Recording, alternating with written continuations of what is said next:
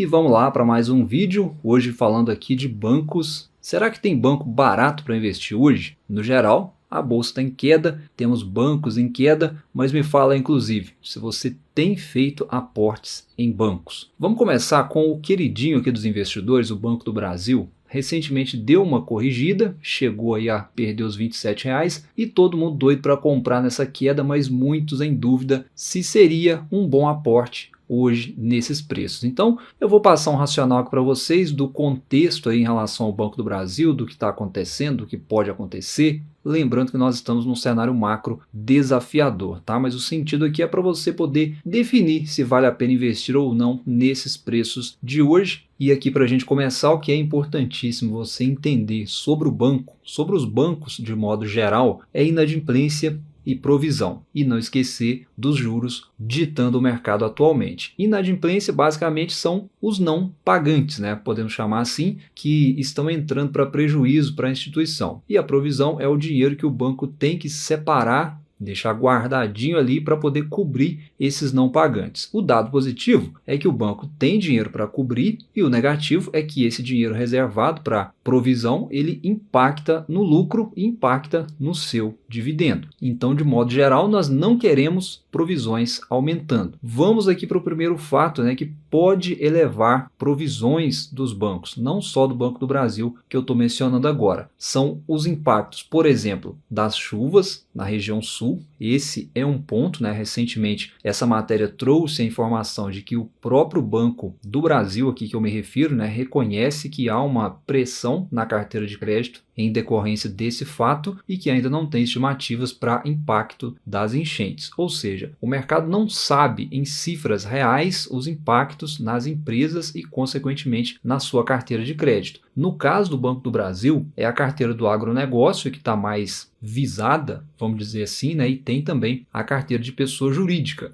Pela tragédia em si é mais o agro, mas a conjuntura de juros, por exemplo, pode impactar a carteira de pessoa jurídica. Já já a gente fala um pouquinho mais, mas segundo a notícia, o Rio Grande do Sul ele representa 4% da carteira total do banco e 6% da carteira agro. São pontos iniciais aí que o mercado tem tentado digerir, mas apesar disso, o Banco do Brasil mantém o guidance de 2024. Isso foi até reafirmado aí na matéria que eu mostrei agora há pouco. Não houve mudança de projeções para 2024. Vamos só fechar essa parte aqui das provisões e inadimplência e já já a gente volta no guidance para a gente olhar mais a questão de preço. Ou seja, como nós vimos no resultado do Banco do Brasil, a carteira de crédito do banco cresceu 10% ano contra ano, então é natural a inadimplência subir. Dificilmente, né, um crescimento de carteira vem acompanhado de queda na inadimplência e, consequentemente, a provisão também sobe. Isso é natural. Porém, como a gente falou, isso não pode impactar no lucro. Essa que é a questão. E aí, olhando para o lucro do banco, como nós podemos ver, não impactou. Então, até aí, tranquilo. O lucro seguiu em alta na comparação anual, é o dado positivo, mas a gente já vê sinais claros, como eu falei, quando saiu o resultado, já de estabilidade de resultados do banco. Essa ótica a gente observa olhando para o trimestre passado. O lucro veio em linha, praticamente aí, né, 9,4 bilhões contra 9,3. A carteira de crédito crescendo 2,7 no trimestre, as receitas de prestação de serviços sinalizando também essa estabilidade, e quem veio de um crescimento mais forte foi a carteira agro, e que agora com a questão das chuvas lá no sul é o ponto de atenção. Dito isso, qual que é a conclusão parcial aqui antes da gente passar para frente? O que eu acho? Apesar do banco ter reportado números fortes, historicamente, né, ele vem de crescimento, isso é muito bom, muito positivo, o acionista tem só ganhado, né, com o Banco do Brasil, se você está comprado aí há mais tempo. Em 2024, o cenário é de estabilidade, os números já começam a apontar para isso e é onde o mercado pode começar a bater nas ações trimestres à frente. Obviamente isso vai depender, né, vai ser a depender de alguns fatores. De que juros, por exemplo, é um ponto que o mercado está de olho, não é de hoje. A bolsa é sensível a juros e os bancos também são sensíveis a juros. Então, lá no finalzinho de 2023, a gente tinha um otimismo com os juros, de fato, né, sendo precificados abaixo lá dos 2 dígitos. A bolsa ofereceu ganhos ali de quase 20% na ocasião, mas veja que hoje o mercado não compra mais essa ideia de juros a 9,5%. Olhando 2027 à frente, o mercado hoje acredita em juros a 11%, no mínimo. Não quer dizer que vai acontecer, mas é o que o mercado enxerga hoje. Então isso pode ainda mudar o valuation da bolsa, pode mudar o valuation do Banco do Brasil e dos bancos em geral, uma vez que nós temos uma carteira crescendo, olhando para os números do banco, com inadimplência inevitavelmente crescendo também. Tem a região sul, que nós ainda vamos saber os impactos, e como o banco tem também uma forte exposição a empresas, a carteira de pessoa jurídica é a maior dentro do banco hoje, e aqui nós temos o impacto direto de juros mais forte, caso esses juros venham de fato a subir. É o ponto de atenção, porque a dívida das empresas poderia voltar a aumentar e nós continuarmos tendo, por exemplo, empresas pedindo recuperação judicial, sem falar o aumento de inadimplência que é inevitável, que vai demandar mais provisionamentos e que vai impactar no lucro. A queda da bolsa e a queda dos bancos é mais ou menos o mercado enxergando isso. Então os juros, essa decisão ou essa indecisão, vamos chamar assim, de juros, tem sido um limitador para a bolsa, e a depender de como forem os próximos trimestres, o mercado pode bater um pouco mais aí na bolsa, nas ações dos bancos, principalmente nas ações do Banco do Brasil. É claro que para você que é investidor do Banco do Brasil, não é achar que vai ser o fim.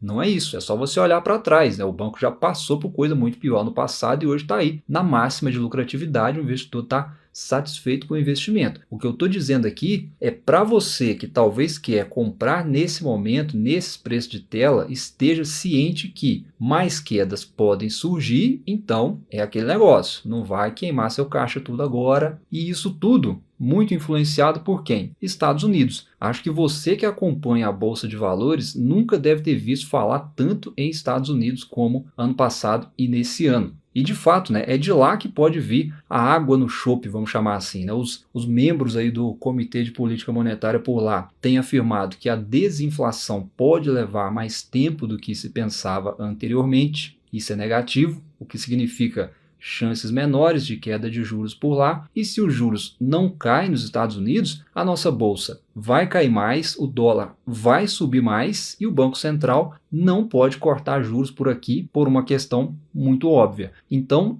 esse é o contexto de juros e isso afeta todo o mercado, e os bancos, que são os fomentadores de crédito, são afetados também. Um outro ponto que pode colocar pressão nas ações do Banco do Brasil também, e aí é especificamente o Banco do Brasil, é a Petrobras. É uma empresa que está sempre nos holofotes, e agora com a troca de comando, qualquer sinal que vá contra o mercado gostaria, como por exemplo, investimentos duvidosos caso ela anuncie alguma coisa diferente do esperado, ou não reajuste de preços aí de combustíveis, são coisas aí que podem reafirmar o temor de interferência que o mercado tem e que respinga nas estatais, e aí o Banco do Brasil entra nessa jogada. Isso é inevitável, né? Porque o Banco do Brasil ele é uma ferramenta sim de crédito que o governo pode querer usar. Enfim, são coisas aí que o mercado está digerindo hoje e você tem que estar ciente e avaliar se você vê como oportunidade para comprar agora. Enfim, voltamos aqui para o guidance e vamos falar um pouco de preço. Aqui nós temos a projeção de resultados para 2024, o mercado já sabe disso, e para você que está querendo comprar agora, o mais adequado é você se basear nas projeções do banco, até porque ele não mudou esse guidance, a projeção continua. Então, conforme eu já tinha trazido antes, se a gente assumir a projeção de lucros aqui na casa dos 37 bilhões, né, sendo conservador e com o payout atual do banco de 45%, a gente pode ter um dividendo por ação de aproximadamente R$ 2,90 a R$ 3,00. Pode até ser um pouco mais aí, a depender do lucro.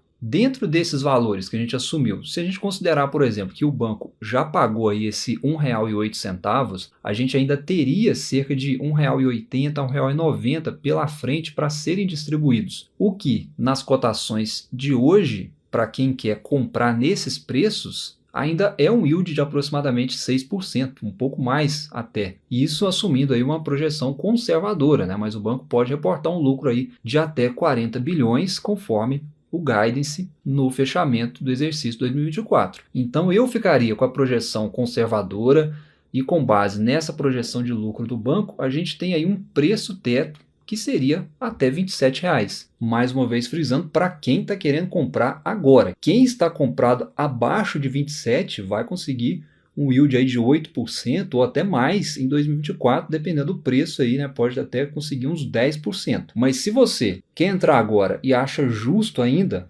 pegar pelo menos 6% de dividendos, sendo conservador, imaginando o dividendo que ainda vai vir, o preço de R$ 27,00 e abaixo dele, tudo que for abaixo de 27, na minha opinião, é compra para Banco do Brasil visando dividendos, tá, pessoal? Não é visando valorização da ação, não é visando vender o mês que vem, semana que vem, o ano que vem. Não, é visando um bom percentual de dividendos. Além do fato que essa correção das ações continua mantendo o banco com um valuation inferior à sua média, né? Um valuation atrativo aí, né? Tanto no PL, abaixo das médias, quanto preço sobre valor patrimonial, também um pouco abaixo aí da média, para um banco com uma rentabilidade na máxima hoje, né? Se a gente olhar aí também para o ROI, nos últimos 10, 12 anos, muito rentável, o que favorece a tese de desconto. Então, o Banco do Brasil, apesar de robusto em resultados, o mercado, como eu disse, pode bater ainda nas cotações, por tudo que a gente comentou aqui, o que é positivo no longo prazo, para quem não se importa em investir em banco estatal.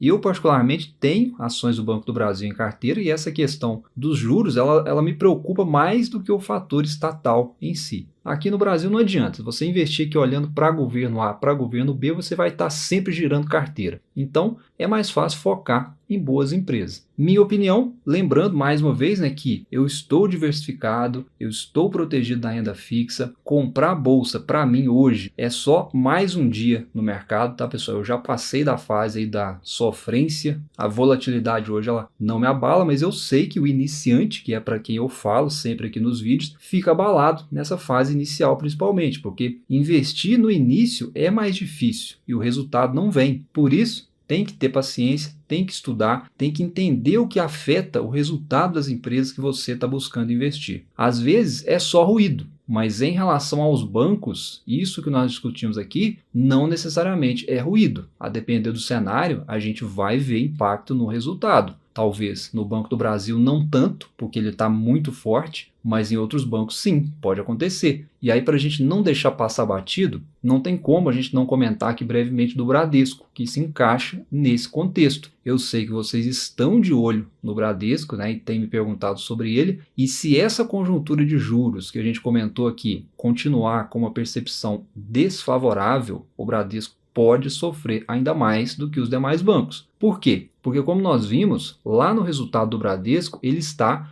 perdendo spread, ou seja, ele está perdendo receita. Por quê? Para proteger a carteira. É a estratégia que ele adotou agora. Mas essa estratégia, num cenário de juros voltando a subir, ela não é efetiva, mesmo sendo o que o banco pode fazer hoje. Se a inadimplência voltar a aumentar, imaginando um cenário de juros voltando a subir, aí você tem um banco com inadimplência subindo, provisão aumentando e spread caindo, receita caindo. Seria terrível. É tudo que um banco não quer. E a conjuntura macro, a percepção do mercado hoje nessa queda da bolsa que a gente está vendo, é isso. Esse ano, mais do que nunca, os juros irão ditar o mercado, especificamente a percepção de juros futuro, e isso afeta os bancos porque eles estão numa briga, no bom sentido, aí para controlar a provisão, para controlar inadimplentes, e sobre o Bradesco especificamente, não tem espaço para erro de novo, tá? A estratégia da pandemia deu errado, saiu caro para o banco, e a estratégia agora de reduzir inadimplentes